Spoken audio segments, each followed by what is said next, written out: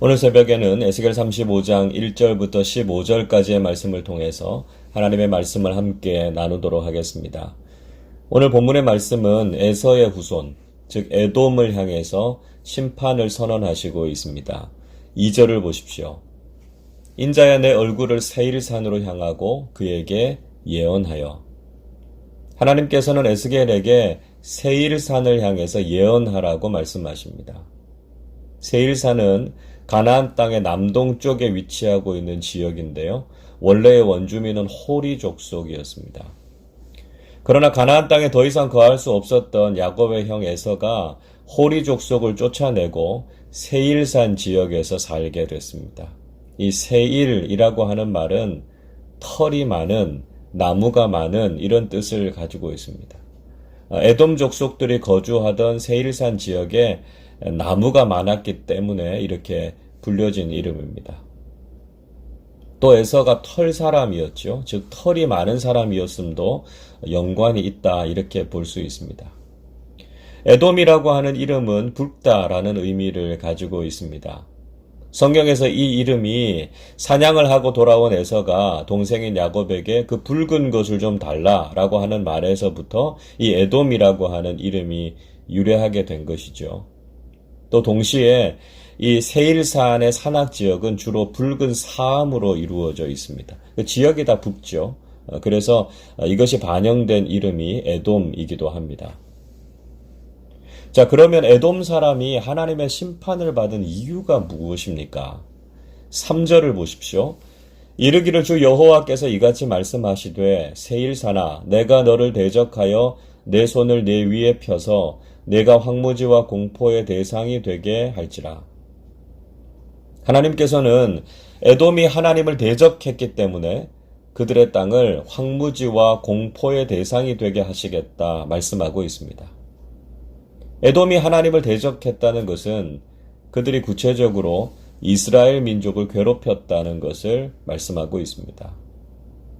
민수기 20장에서는 이스라엘 백성들이 출애굽을 해서 에돔 땅을 지나가려고 할 때 에돔의 왕이 그것을 허락하지 않았습니다. 이스라엘과 형제 관계에 있었던 에돔이 출애굽한 이스라엘을 도웠어야 했는데 그들은 오히려 대적해서 싸우려고 했다는 것이죠. 또 그들은 과거부터 이스라엘 백성들이 당하는 환난을 즐기면서 오히려 그들을 공격하기도 했습니다. 5절을 보십시오. 내가 옛날부터 한을 품고 이스라엘 족속의 환난 때, 곧 죄악의 마지막 때에 칼의 위력에 그들을 넘겼도다. 에돔은 예루살렘이 함락되고 바벨론의 포로로 끌려갈 때 그들을 돕지 않고 오히려 무력을 행사했습니다. 에돔은 이스라엘이 바벨론에 의해서 멸망을 당할 때 이스라엘의 편에 서지 않고 바벨론의 편에 서서 그들을 동조했습니다. 형제의 아픔을 함께 위로하고 슬퍼해도 모자랄 판에 오히려 형제의 불행을 자신의 기회로 삼으려고 한 것은 있을 수 없는 일이었습니다. 그래서 에돔의 심판에 대해서 예언하고 있는 오바댜 1장 10절은 이렇게 말씀하죠. 내가 내 형제 야곱에게 행한 포악으로 말미암아 부끄러움을 당하고 영원히 멸절되리라. 하나님께서는 형제의 고난과 아픔을 돌아보지 않고 오히려 포악을 행한 에돔을 향해서 심판을 선언하고 계신 것입니다. 그러면 에돔을 향한 구체적인 하나님의 심판은 무엇이었습니까? 6절을 보십시오.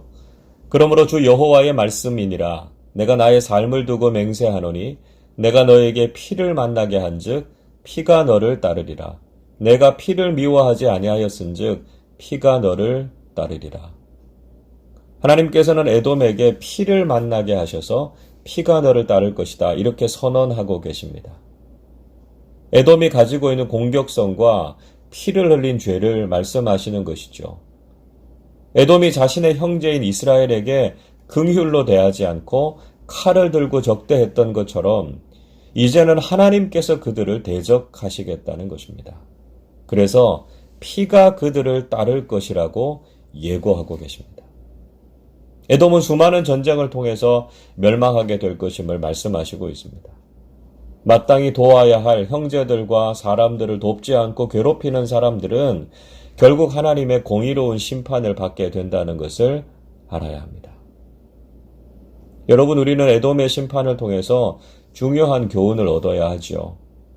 믿음의 사람들을 대적하는 것은 곧 하나님을 대적하는 것이고 하나님과 원수되는 것입니다.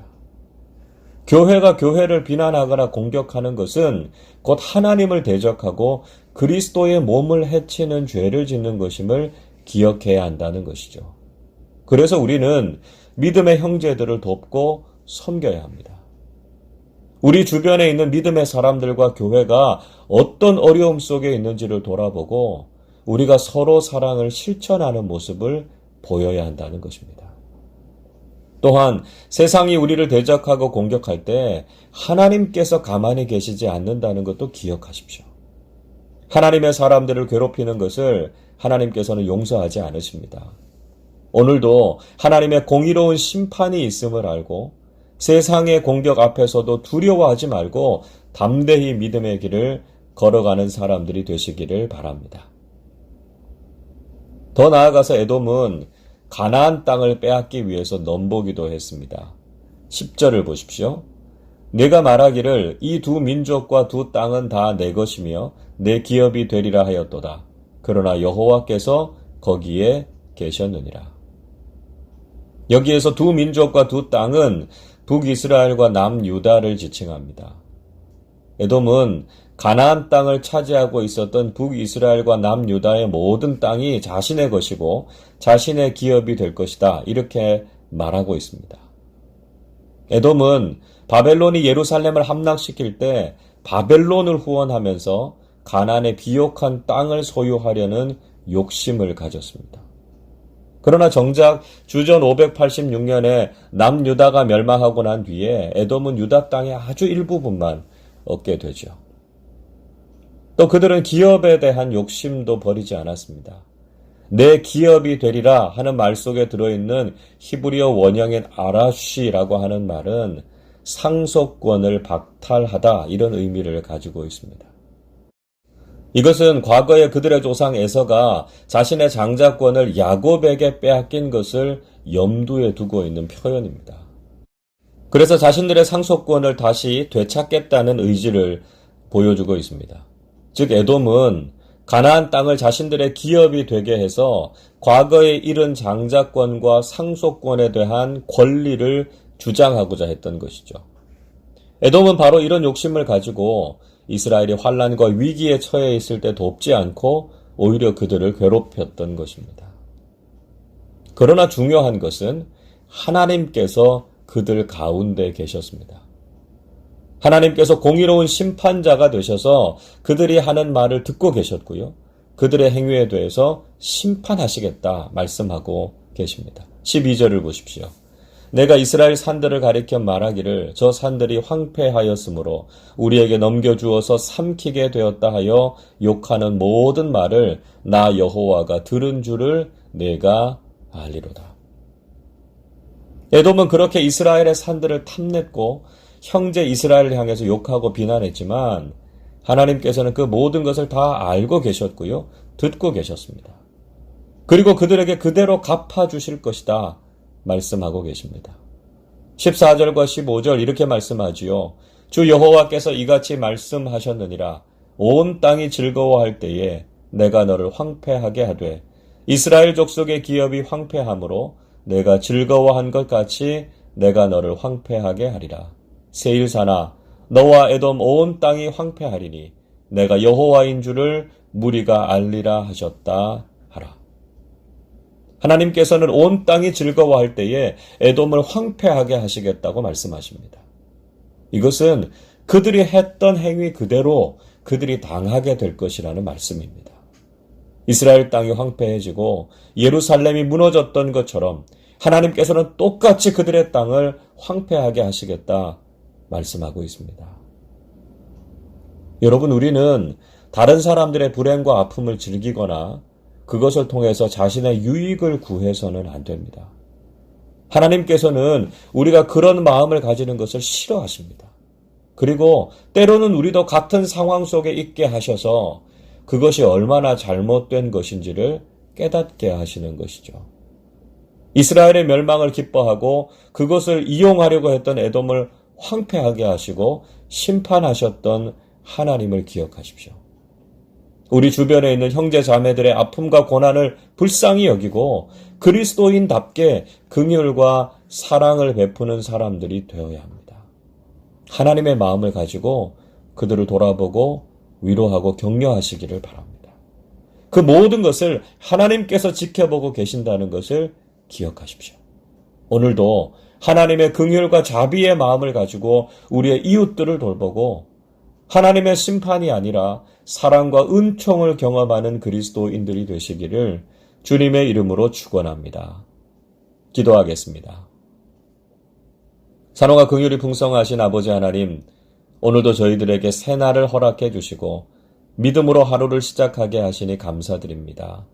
이스라엘의 멸망을 불쌍히 여기기보다는 오히려 공격하고 이용했던 에돔처럼 하나님의 심판 앞에 서지 않게 하시고 형제자매의 아픔과 고난을 공감하고 그들을 돕고 위로하는 신앙인들이 되게 해 주시옵소서. 지금도 코로나로 인해서 어려움 가운데 있는 이웃들을 위로해 주시고 질병과 경제적인 어려움을 잘 이겨낼 수 있게 해 주옵소서. 우리 모든 교우들도 더욱 건강하게 하셔서 이제 26일에 모두 밝은 모습으로 다시 만날 수 있게 해 주옵소서. 오늘 하루도 강건하고 평안하게 하시는 하나님의 은혜를 경험하게 해 주시옵소서. 감사드리며 우리 주님 예수 그리스도의 이름으로 기도하옵나이다. 아멘.